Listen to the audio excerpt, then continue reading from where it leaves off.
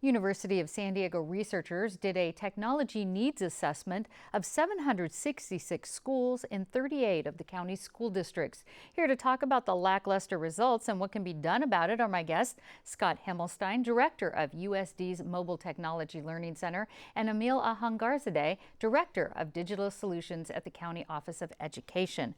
And Scott, what are some of the key findings of this report? Well, as you said, we surveyed 42 school districts, all of our school districts in the county, and asked them questions.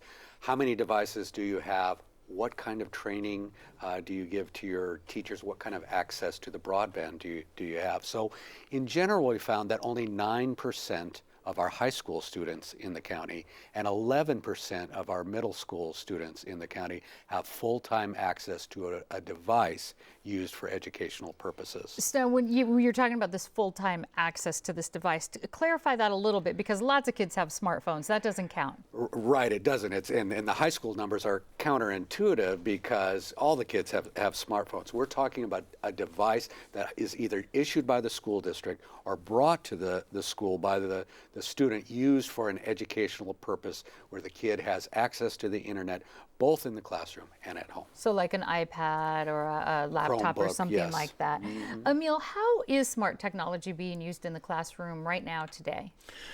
Mostly it's being used by teachers to do the teaching, and I think it's been quite successful. I think the shift that's necessary over the course of the coming years is for us to be able to use more of the technology for the learning process. So that has to do with students actually using the technologies to engage in their environment, engage their content, to be able to produce content.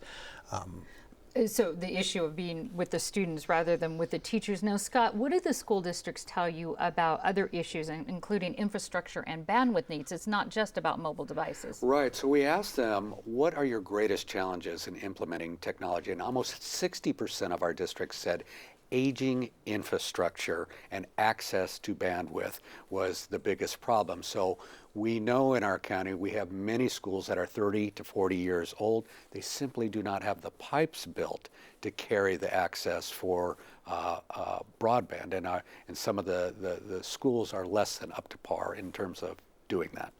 And we also see on this graphic here from your report that professional development, 47% of the schools, Emil said that the teacher training, they want professional development on this.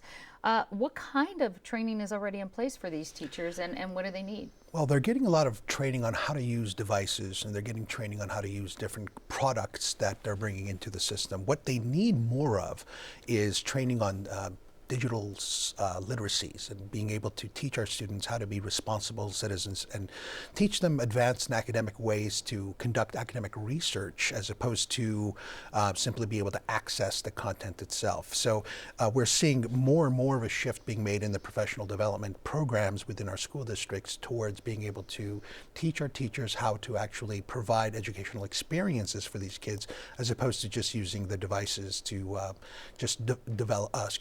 convey the information. Sure, certainly. Now, as Scott said, infrastructure and bandwidth needs, those are very costly things to rewire an old school building, let's say.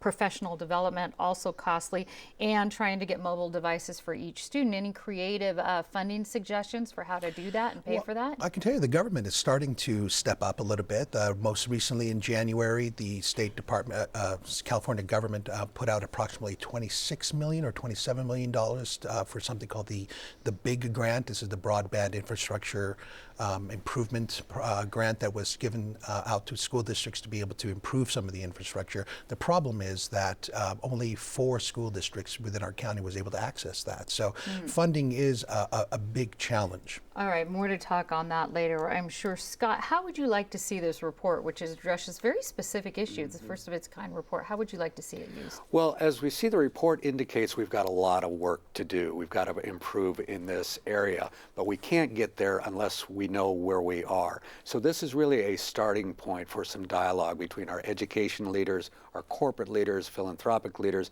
and political leaders to say, how do we thoughtfully come up with a good strategic approach to this, which includes issues like funding, as you brought up. All right, well, everyone can read this very interesting report actually on our website, kpbs.org. Scott Himmelstein and Emil Ahangarzadeh, thank you so much. Thank you. Thank you.